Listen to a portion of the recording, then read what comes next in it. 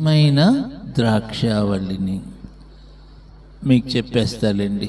అయితే అయింది టైం. చూడండి, మరలా 15వ అధ్యాయం 1వ వచనం. చాలమ్మా. నిజమైన ద్రాక్షావళి. నేను 3 ద్రాక్ష తోటలు చెప్తాను. యెషయా గ్రంథం 5వ అధ్యాయం 1వ వచనం. యెషయా గ్రంథం 5వ అధ్యాయం 1వ వచనం. చదవమ్మా. ఇక్కడ మైక్ పెట్టుకున్నారు, మైక్ తీసుకొని చదవండి. చదవండి స్పీడ్గా, గబగబా.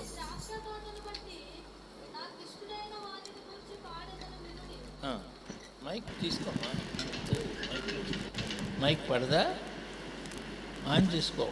నా ప్రియుని గూర్చి పాడెదను వినుడి, అతని ద్రాక్ష తోటను బట్టి నాకిష్టుడైన వానిని గూర్చి పాడెదను వినుడి. సత్తువ భూమి గల కొండ మీద నా ప్రియునికి ఒక ద్రాక్ష తోట ఉండెను. ఆయన దానిని బాగుగా త్రవ్వి రాళ్లను ఏరి అందులో శ్రేష్టమైన ద్రాక్ష తీగలను నాటించెను. దాని మధ్యను గురుజు ఒకటి వేయించి ద్రాక్ష తొట్టిని తొలిపించెను. ద్రాక్ష పండ్లు ఫలింపవలనని ఎదురు చూచుచుండెను గాని అది కారు ద్రాక్షాలు కాచెను. కావున 5వ అధ్యాయం చూడండి. ఈ 5వ అధ్యాయానికి ఒక పేరు పెట్టండి, శ్రేష్టమైన ద్రాక్ష తోట. ఏం తోట? శ్రేష్టమైన ద్రాక్షవల్లిని తీసుకుని వచ్చి ఆయన ఏం చేశాడు? సత్తు గల భూమిలో, ఎత్తైన కొండ ప్రదేశంలో దానిని నాటాడు. కనుక ఈ తోటకు ఒక పేరు పెట్టండి, శ్రేష్టమైన ద్రాక్ష తోట. రెండవది చూడండి, ఇది కొంచెం అర్థమయ్యే వాక్య భాగాలు కావు, చాలా కష్టమైనవి. 27వ అధ్యాయం 1వ వచనం. యెషయా గ్రంథం 27 1.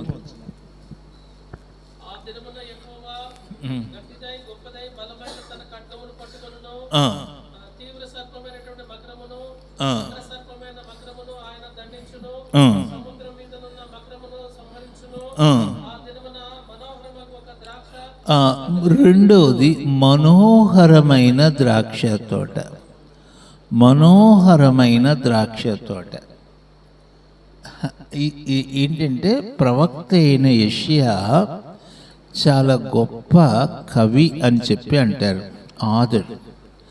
ఆయన ఏం చేశాడంటే, యెషయా చాలా పాటలు రాశాడు. యెషయా గ్రంథంలో పద్య రూపకములో చాలా వాక్య భాగాలు ఉంటాయి. ఇది మీరు చూస్తే, ఇప్పుడు చదివాం కదా 5వ అధ్యాయంలో, నా ప్రియుని యొక్క ద్రాక్ష వనమును గూర్చి నేను పాడెదను అంటాడు. అంటే అది పాట. 5వ అధ్యాయం పాట అన్నమాట. నానా నీకు బాధ్యత అప్పగిచ్చారు చదువు. ఎవరు ఒకరు అమ్మా, వాది వైర్ అందదు, మీరే చదవండి. మీరిద్దరు పక్క పక్కన కూర్చొని గబగబా చదివేసేయాలి. 5వ అధ్యాయంలో శ్రేష్టమైన ద్రాక్ష తోట ఆ పాట.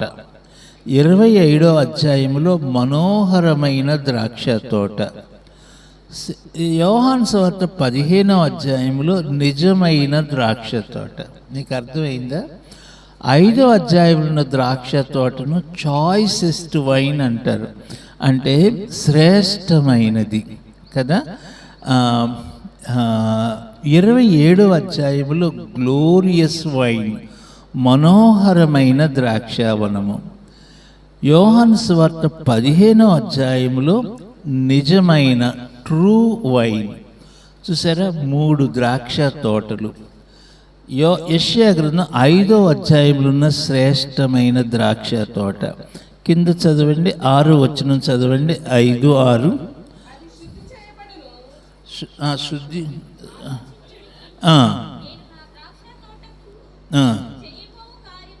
తెలియజెప్పేదను.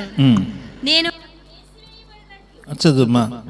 కంచెను కొట్టివేసేదను, అది త్రొక్కబడినట్లు దాని గోడను పడగొట్టి దాన్ని పాడు చేసేదను. అది శుద్ధి చేయబడదు, పారతో తవ్వబడదు. దానిలో గచ్చ పొదలను బళ్ళు రక్కీసి చెట్లను బలిసియుండును. దాని మీద వర్షింపవలదని మేఘములకు ఆజ్ఞ ఇచ్చెను. ఇశ్రాయేలు వంశము సైన్యములకు అధిపతియగు యెహోవా ద్రాక్ష తోట, యూదా మనుషులు ఆయనకి ఇష్టమైన వనము. చూసారా, 7వ వచనం క్లియర్గా చెప్పింది.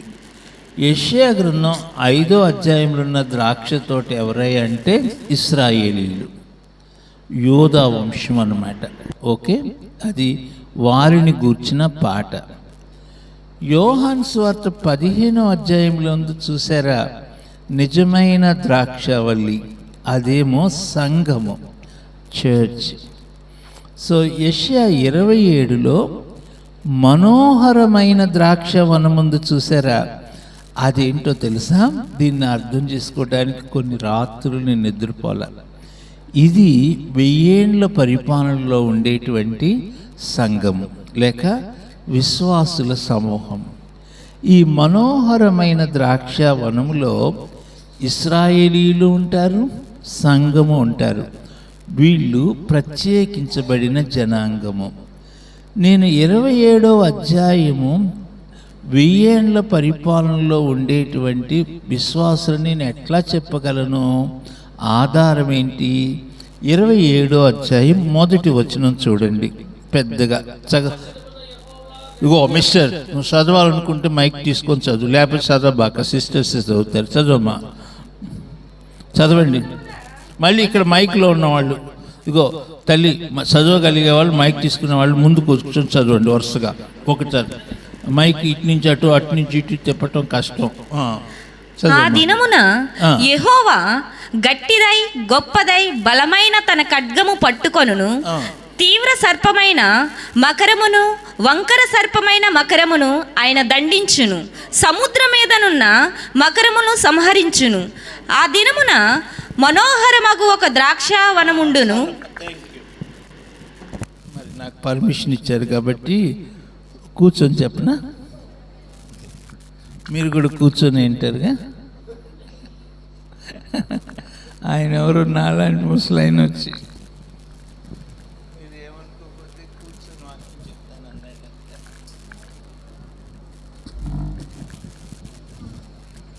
వాళ్ళు అన్నారంటే మేమేమనుకోండి, మీరు కూడా ఏమనుకోకపోతే పండుకొని వింటామన్నారంట. ఓకే, మళ్ళీ చదువుమా. ఇట్రా తల్లి, ఇట్రా పాప, ఇది ఇటు కూర్చో. ఆ దినమున యెహోవా గట్టిదై గొప్పదై బలమైన తన ఖడ్గమును పట్టుకొనును. చాలా అద్భుతమైన వచనం. ఏ వచనాన్ని కూడా అర్థం చేసుకోకుండా దాటిపోకూడదు. ఆ దినం అంటే ప్రభువు 2వ రాకడలో దినం. ఆయన 7 ఏండ్ల శ్రమల కాలం తర్వాత సంఘముతో భూమి మీదికి దిగి వస్తాడు. ఇది ఇట్లాగే ఉంచండి తల్లి. ఉంచి 20వ అధ్యాయం ప్రకటన గ్రంథం 1వ వచనం 21. ఇక్కడున్న వాళ్ళే చదవండి, మైక్ దగ్గరున్న వాళ్ళు. 21. నువ్వు చదవాలనుకుంటే ఇక్కడికి వచ్చి కూర్చోవాలి, మైక్ తీసుకొని చదవాలి. చదవమ్మా. 21. 20వ అధ్యాయం 1వ వచనం. 21. మరియు పెద్ద సంఖ్యలను చేత పట్టుకుని అగాధము యొక్క తాళపు చెవి గల ఒక దేవదూత పరలోకము నుండి దిగివచ్చుట చూచితిని.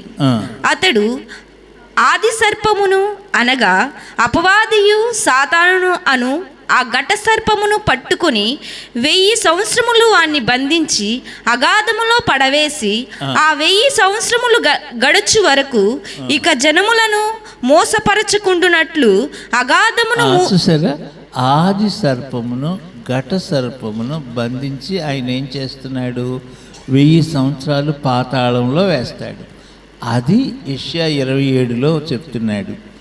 ఆ దినాన ఆయన గట్టిదై గొప్పదై బలమైన ఖడ్గాన్ని చేతపట్టుకొని ఆయన ఏం చేస్తాడు, ఆది సర్పమును, ఆ వంకర సర్పమును, మకరమును సంహరిస్తాడు.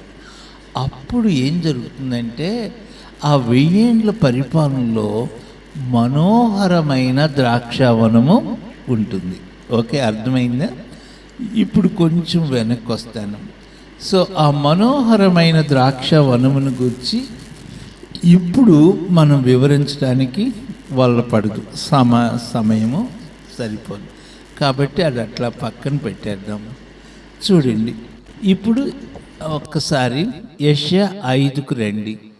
శ్రేష్టమైన ద్రాక్షావనం, శ్రేష్టమైన ద్రాక్షావల్లిని తెచ్చి దేవాతి దేవుడు ఏం చేశాడంటే సత్తు గల భూమి మీద ఆయన రాళ్ళను ఏరి నేలను చక్కగా పదును చేసి ద్రాక్ష చెట్టును నాటాడు. మీ ప్రాంతం వస్తుంటే ఎంత సంతోషంగా ఉందో, ఎంత చక్కని పొలాలు, దేవుడు ఎంత ఆశీర్వదించాడో కదా. నేను అటువైపు కృష్ణానది తీరం అటువైపు బాగా వెళ్తూ ఉంటాం. తాళాయపాలెం, ఉద్దండ్రాయనపాలెం, వెంకటపాలెం, ఆ పాలెల్లో సుమారు 5 సంఘాలు ఉన్నాయి. తర్వాత ఇటువైపు కూడా నేను చాలాసార్లు 20 సంవత్సరాల క్రితం అన్నవరపు లంక, ఇంకా ఆ లంకలన్నీ చాలాసార్లు వచ్చాను. అక్కడ దిగి అటువైపు దిగి నీళ్ళల్లో దిగి నడిచి వచ్చినాయి. ఇప్పుడు ఇటు పాముల లంకగా ఇది ఇక్కడికి రావటం చాలా సంతోషంగా ఉంది. ఈ భూముల్లో దేవుడు చక్కని పొలాలు ఇచ్చాడు కదా. అట్లాగే సత్తు గల భూమి మీద శ్రేష్టమైన ద్రాక్ష తీగను నాటాడు. సో ఫలాలు ఫలించాలని యజమానుడు ఆశించాడు కదా. ద్రాక్ష తోట యజమానుడు ఎదురు చూశాడు. ఎదురు చూస్తే ఏం జరిగింది? శ్రేష్టమైన ద్రాక్ష తోటలో ఎలాంటి ఫలాలు పండినాయి? కారు ద్రాక్షలు ఫలించినాయి. ఇది చాలా విచారమైనటువంటి పరిస్థితి. ఒక రోజున ఆ ద్రాక్ష తోట యజమానుడు ఆ తోటలో నడుచుకుంటూ వచ్చాడు. వస్తే ఆ నల్లని గుత్తులు పండ్లు చూసి ఆయన సంతోషించి ఒక పండును తిందాం కదా అని చెప్పి కోసి చూస్తే ఎట్లా ఉంది? భయంకరమైన చేదు. ఆయన ఏం చేయాలి? ఏడుస్తూ ఉన్నాడు. నా ద్రాక్ష తోట కారు ద్రాక్షలు కాయుటకు కారణమేమి? చూడండి 4వ వచనం. యెషయా 5 అంటే మరేమి దానికి చేయగలను? అది ద్రాక్ష పండ్లు కాయనని నేను కనిపెట్టినప్పుడు అది కారు ద్రాక్షాలు కాయుటకు కారణమేమి? కారు ద్రాక్షలు కాయుటకు కారణమేమి? అందరు చెప్పండి ఈ మాట. కారణమేమి? కారణమేమి? ద్రాక్ష తోట కారు ద్రాక్షలు అయిపోవటానికి కారణమేమి? అమ్మ, మా బెజవాడలోనే లేటుగా వస్తారనుకున్నాను. కారు ద్రాక్షలు కాయుటకు కారణమేమి? చూడండి, నేల తప్పేమన్నుందా? నేల సత్తు గల భూమి. నీళ్ళల్లో ఏమన్నా తప్పు ఉందా? ఎరువులో ఏమన్నా దోషం ఉందా? మరి ఎందుకు కారు ద్రాక్షలు కాసింది?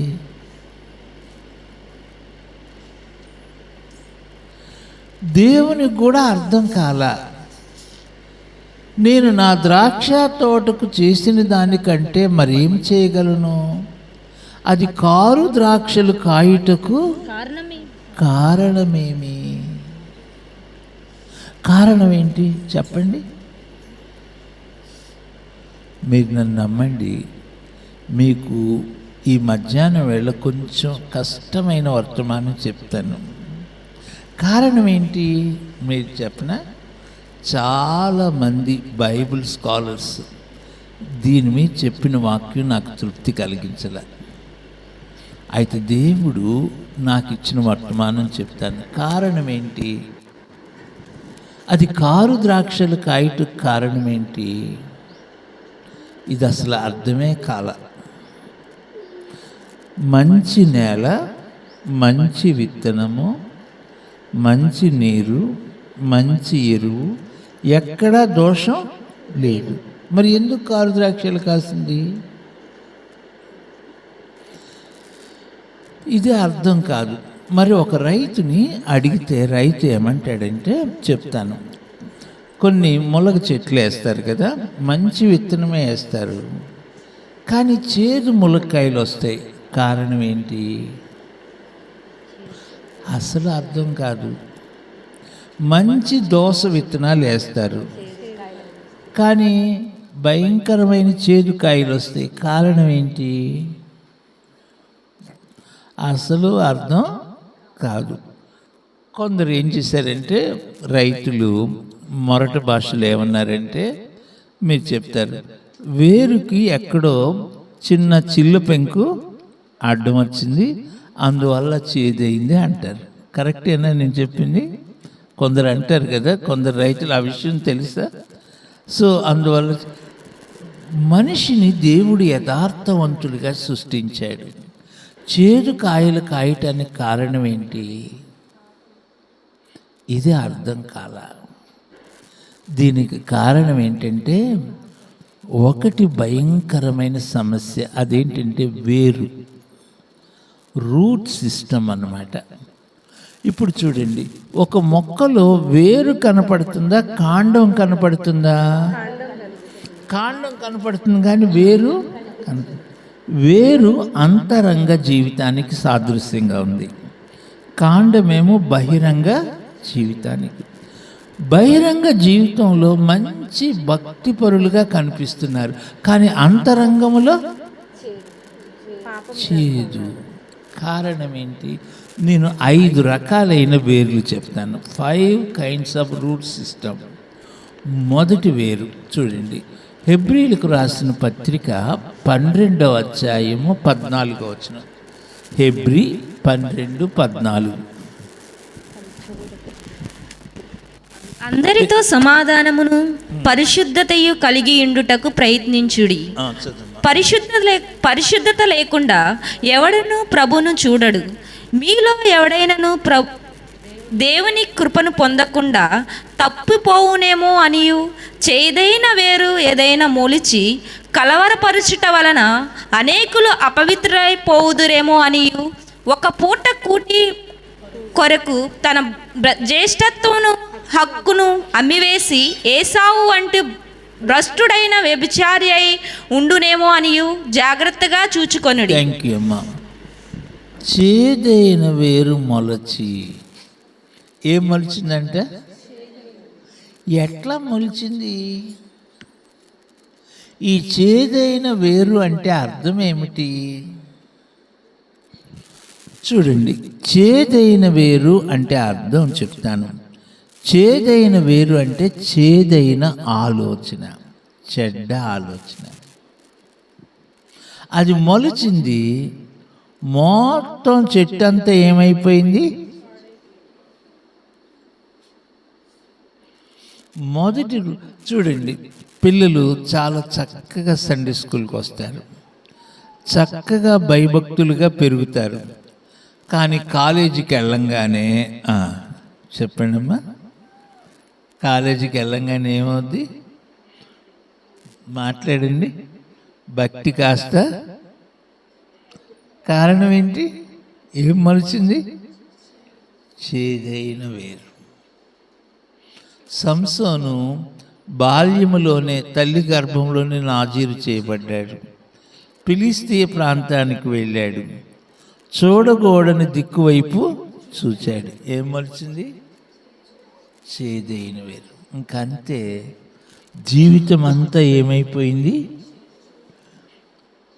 ఈ మధ్యాహ్నం వేళ ప్రతి ఒక్కరూ వ్యక్తిగతంగా తమ ఆత్మీయ జీవితాన్ని పరీక్షించుకోవాలి.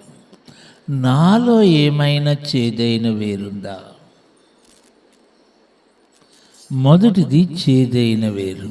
దెన్ రెండవది చూడండి, యెషయా గ్రంథం 5వ అధ్యాయము. ఇదంతా కూడా ఈ ద్రాక్షావల్లి చేదైపోవటానికి గల కారణం, ఈ ద్రాక్షావల్లి పాడైపోవటానికి గల కారణం యెషయా గ్రంథం 5వ అధ్యాయం 24వ వచనం. యెషయా 5:24. సైన్యములకు అధిపతియగు యెహోవా యొక్క ధర్మశాస్త్రమును నిర్లక్ష్యం చేస్తారు. ఇశ్రాయేలు యొక్క పరిశుద్ధ దేవుని వాక్కును తృణీకరించెదరు. కాబట్టి అగ్నిజ్వాల కొయ్యకాలను కాల్చివేయనట్లు, ఎండిన గడ్డి మంటలో భస్మమగునట్లు వారి వేరు కుళ్ళిపోవును. రెండవ వేరు కుళ్ళిపోయిన వేరు. మొదటి వేరేంటి? చేదైన వేరు. రెండవ వేరేంటి? కుళ్ళిపోయిన వేరు. ఈ వేరు కుళ్ళిపోవటానికి గల కారణం ఏంటంటే అక్కడే ఉంది. సైన్యములకు అధిపత్యకు యెహోవా ధర్మశాస్త్రమును ఏం చేస్తున్నారు? ఈ రోజున విశ్వాసులు, క్రైస్తవ బిడ్డలు ఆత్మీయ జీవితంలో బలహీనులైపోవటానికి కారణం ఏంటో తెలుసా? దేవుని ధర్మశాస్త్రాన్ని ఏం చేస్తున్నారు? నిర్లక్ష్యం చేస్తున్నారు. దేవుని యొక్క ధర్మశాస్త్రం నిర్లక్ష్యం. అందువలన వారి వేరేమైపోతూ ఉంది? కుళ్ళిపోతుంది. ఇది సెకండ్ స్టేజ్. ఎప్పుడైతే వేరు కుళ్ళిపోయిందో చెట్టు మొత్తం ఏమైపోతుంది? నాశనం అయిపోయింది. రూట్ సిస్టమ్ సరిగ్గా లేదు. ఇది రెండవది. దెన్ మూడవది చూడండి, హోషేయ గ్రంథం తీయండి. హోషేయ గ్రంథం 9వ అధ్యాయం 15వ వచనం. హోషేయ గ్రంథం 9వ అధ్యాయం 15వ వచనం. చదవలేరా? వారి చెడ్డతనమున ఎంతయు గిలాలులో గిలాలులా కనబడుచున్నది. అచ్చటనే నేను వారికి విరోధినైతిని. వారి దుష్టక్రియలను బట్టి నేను వారికను ప్రేమింపక నా మందిరంలో నుండి వారిని వెలివేతును. వారి అధిపతులందరూ తిరుగుబాటు చేయవారు. ఎఫ్రాయిము మొత్తబడెను, వారి వేరు ఎండిపోయెను, వారు ఫలమీయరు. మూడవది ఎండిపోయిన వేరు. మొదటి వేరేంటి? చేదైన వేరు. రెండవది కుళ్ళిపోయిన. మూడవది ఎండిపోవటానికి గల కారణం ఏంటో తెలుసా? చూడండి, 8వ అధ్యాయము, హోషేయ గ్రంథము 8వ అధ్యాయం 7వ వచనం. వారు గాలిని విత్తి ఉన్నారు గనుక ప్రళయము వాయువు వారిని కోతాగును. విత్తినది పైరు కాదు, మొలక కాదు, పంట ఎత్తైనది. అది పంటకు వచ్చిన ఎడల అన్యులు దాన్ని తినివేతురు. ఇశ్రాయేలు వారు తినివేయబడుదురు. ఎవరిని ఇష్టము కాని ఘటము వంటి వారై అన్యజనులో నుందురు. అడవి గాద్బల్మము తన ఆశ తీర్చుకొని పోయినట్లు ఇశ్రాయేలు వారు అశ్రూయుల వద్దకు పోయిరి. ఎఫ్రాయిము కానుకలు ఇచ్చి వింటకాండను పిలుచుకొనును. వారు కానుకలు ఇచ్చి అన్ని జనులలో వింటకాండను పిలుచుకొనును. ఇప్పుడే నేను వారిని సమకూర్చుదును. 7వ అధ్యాయం 8 చదువుమా. ఎఫ్రాయిము అన్ని జనులతో కలిసిపోయెను. వారి ఈ వేరు ఎండిపోవటానికి గల కారణం ఏంటో తెలుసా? అన్ని జనులు అవిశ్వాసులతో జోడైపోయారు, అన్ని జనులతో కలిసిపోయారు. ఈ రోజున మన క్రైస్తవ బిడ్డల యొక్క పరిస్థితి కూడా ఇంతే. నేను 3 రకాలైన వేర్లు చెప్పాను. మొదటి వేరేంటి? చేదైన వేరు. రెండవ వేరు కుళ్ళిపోయిన వేరు. మూడవది కొంతమంది ఏమంటారంటే, మాది చేదైన వేరు కాదండి, కుళ్ళిపోయిన వేరు అంతకన్నా కాదండి, ఎండిపోయిన వేరు అసలే కాదండి అని చెప్తూ అసలు వేరే లేదండి అంటారు. 4వ రకమైన మనుషులు ఎవరో తెలుసా? వేరు లేని మనుషులు. ఈ వేరు లోతుకి వెళ్ళలే. వీళ్ళెవరో తెలుసా? రాతి నేలను విత్తబడిన వారు. మత్తయి సువార్త 13వ అధ్యాయం మొక్క మొలిచింది కానీ వేరు లోతుకి వెళ్ళలే. కారణం ఏంటి? అడుగున ఏమున్నాయి? రాయి ఉంది. అందువలన రాయి అంటే విరగని హృదయము, కఠినమైన హృదయం ఉంది. అందువలన ఆ మొక్క ఫలించలేదు. మత్తయి సువార్త 13వ అధ్యాయం చూడండి, 6వ వచనం. సూర్యుడు ఉదయించినప్పుడు అవి మాడి వేరు లేనందున ఎండిపోయాను. ఇది 4వ రకమైన మరి క్రైస్తవులు. మొదటి రకమైన క్రైస్తవులు చేదు వేరు మొలిచిన వారు. అంటే వారి ఆత్మీయ స్థితి బిగినింగ్ బాగుంటుంది, చక్కగా ఎదుగుతారు. కానీ తీరా చూస్తే ఎలాంటి ఫలాలు? భయంకరమైన కారు ద్రాక్షలు, చేదైన ఫలాలు. రెండవది ఏ వేరు? కుళ్ళిపోయిన వేరు. మూడవది ఎండిపోయిన వేరు. నాలుగవది వారు దేవుని వాక్యం వింటారు కానీ వాక్యము హృదయం లోపలికి వెళ్ళదు. భయంకరమైన కఠినమైన స్థితి. ఇది 4 రకాలు. దెన్ 5వ రకమైన వేరు చాలా అద్భుతమైంది. చూడండి, యెషయా గ్రంథంలోనికి రండి. యెషయా గ్రంథం 37వ అధ్యాయం చూడండి. ఇది యోధా వారిలో ఉన్న శేషమును గూర్చి దేవుడు ప్రవచిస్తున్న వాక్యము. యెషయా గ్రంథము 37వ అధ్యాయం,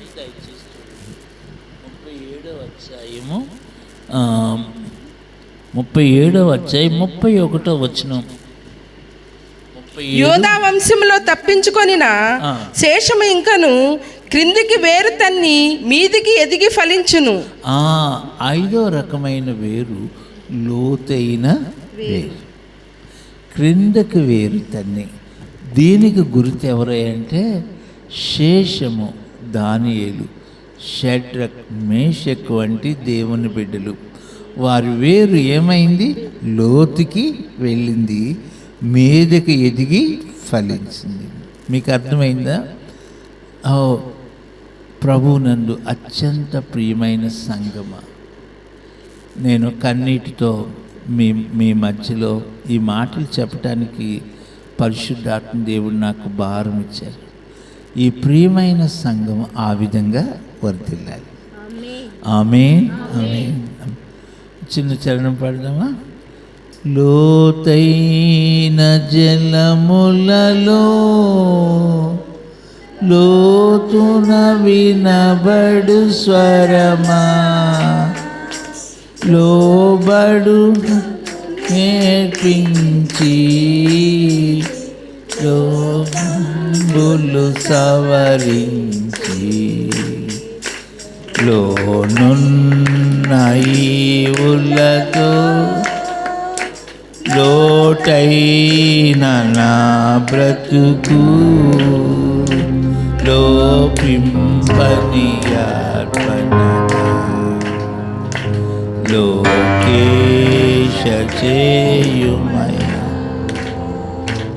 నడిపించు నావా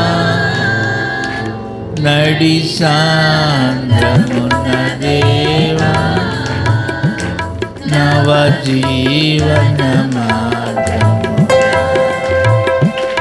నా జన్మ తరింప నడిపించు నావా. హల్లెలూయా. ప్రైజ్